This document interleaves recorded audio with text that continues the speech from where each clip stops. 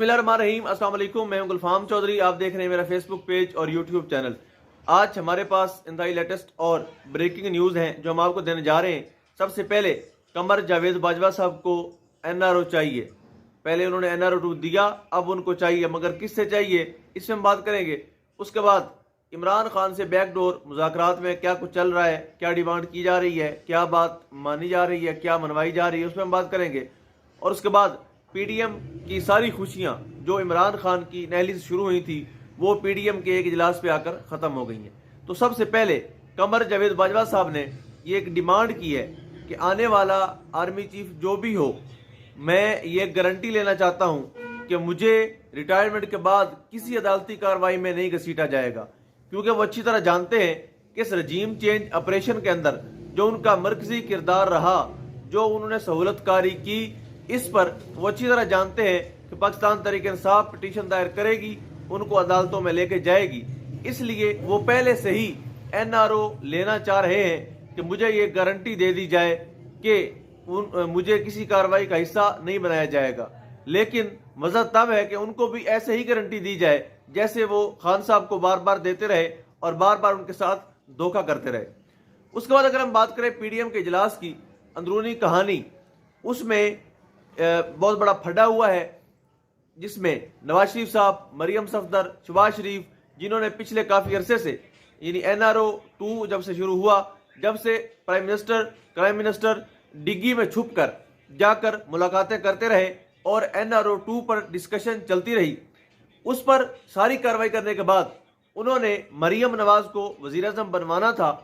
اس کے بعد اب پیپلز پارٹی نے یہ ڈیمانڈ رکھ دی ہے کہ اگلی حکومت اگر ہماری آتی ہے اور یہ NRO اسی طرح چلتا رہتا ہے، اسی طرح اسٹیبلشمنٹ ہمارے سر پہ دست شفقت رکھتی ہے، اٹھاتی نہیں ہے، ہمیں سپورٹ کرتی رہتی ہے، سہولت کار بنی رہتی ہے، تو پھر اگلی وزارت عظمیٰ پاکستان پیپلز پارٹی لے گی۔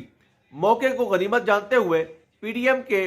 سربراہ مولانا فضل الرحمان نے بھی یہ ڈیمانڈ کر دی کہ خیبر پختونخوا اور بلوچستان کے وزیر اعلیٰ میرے ہوں گے، اور جیسے ہی یہ صدر ان کی مدت پوری ہوگی اس کے بعد مجھے اس ملک کا صدر بنایا جائے گا اور میرے بیٹے کو ڈپٹی اسپیکر بنایا جائے گا۔ جس کے بعد نون لیگ کی ساری خوشیاں وہیں پر ختم ہو گئی، اور جو بوٹ پر زبان رکھ کے NRO 2 لے کر دوبارہ سے اقتدار میں آنے کی کوشش کر رہے تھے وہ وہیں پر ختم ہو گئی، اور انہوں نے یہ سوچنے پر مجبور ہو گئے کہ یہ گیم کس طرف جا رہی ہے۔ انہوں نے مزید وقت مانگا اگلی میٹنگ کے لیے، انہوں نے کہا میں تھوڑا وقت دیں، اس پر دوبارہ سے میٹنگ کریں گے۔ لیکن اس کے بعد دونوں بھائیوں کی میٹنگ ہوئی، اس میں نواز شریف نے کہا کہ اگر میں نہیں تو مریم بنے گی وزیر اعظم، ہمارے علاوہ کوئی نہیں بنے گا، نہیں تو پھر عمران خان ہی آ جائے۔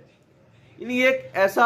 ایسی لڑائی ہے جو مزید شدت اختیار کرے گی آنے والے دنوں میں، اور جیسے ہی الیکشن قریب آئیں گے ان کا بیانیہ بھی بدلتا جائے گا، اور جس طرح یہ ماضی میں ایک دوسرے کو گالم گلوچ کرتے آئے ہیں اسی طرح سے اپنا بیانیہ بنا کر ایک بار پھر عوام کو بیوقوف بنا کر ان سے ووٹ لیں گے۔ اس کے بعد اگر ہم بات کریں، اس وقت جو اعظم سواتی نے پریس کانفرنس کی عمران خان کے ہمراہ، انہوں نے بہت بڑے سوالات کیے۔ انہوں نے پوچھا کہ وہ کون ہے جس کے حکم پر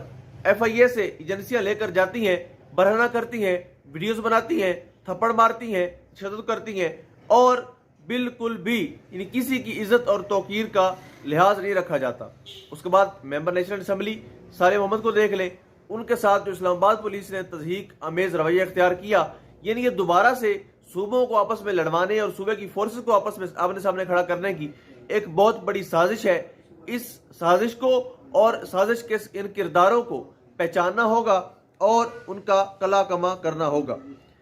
اب جو ہمارے ذرائع نے ہمیں بتایا ہے، اس وقت ایک چیز چل رہی ہے، عمران خان کو جو اس وقت چیف آف آخری سٹاف ہیں ان کی طرف سے یہ آفر کی گئی ہے کہ اگر آپ نیب قوانین پر نہیں بولتے، اگر آپ نیب کے قوانین جو ہم نے بدلے ہیں، نیب کے ہاتھ کاٹے ہیں، اگر اس پر آپ نہیں بولتے تو ہم کل الیکشن کروا دیتے ہیں۔ Second option,